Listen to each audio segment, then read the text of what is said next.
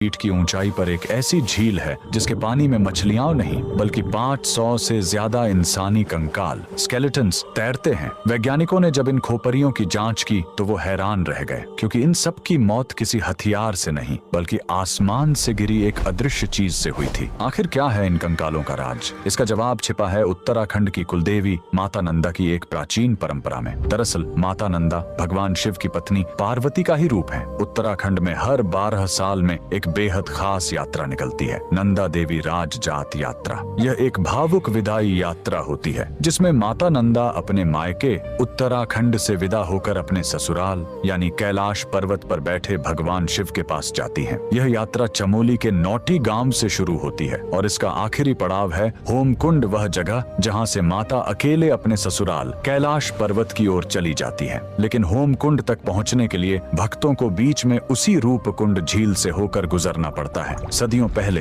कन्नौज के राजा जसधवल ने इसी पवित्र यात्रा में शामिल होने की ठानी, लेकिन राजा को अपनी सत्ता का अहंकार था। वे भक्ति भाव से नहीं बल्कि पिकनिक मनाने के अंदाज में गए। नियम तोड़ते हुए वे अपने साथ गर्भवती रानी, नाचने गाने वाली नर्तकियां और जोर जोर से बजते ढोल नगारे लेकर पहाड़ पर चढ़ने लगे। माता नंदा अपनी विदाई के वक्त यह अपमान और शोर शराबा सह नहीं पाई। जैसे ही राजा का काफिला रूपकुंड झील के पास पहुंचा, देवी का प्रकोप टूट पड़ा। अचानक आसमान काला हो गया। बारिश नहीं बल्कि लोहे जैसे सख्त और भारी ओले गिरने लगे। वो ओले क्रिकेट की गेंद जितने भारी थे। वहां छिपने की कोई जगह नहीं थी। वो ओले सीधे राजा और उसकी सेना के सिर पर गिर रहे थे। देखते ही देखते राजा, रानी और उनके 500 साथी वहीं बर्फ में दफन हो गए। सैकड़ों साल बाद जब 1942 में वहां बर्फ पिघली तो दुनिया ने देखा कि झील कंकालों से भरी पड़ी है। और जब फॉरेंसिक जांच हुई तो वैज्ञानिकों ने पुष्टि की कि इन सभी खोपरियों में दरारें थीं जो ऊपर से किसी भारी गोल चीज ओले के गिरने से ही आई थी।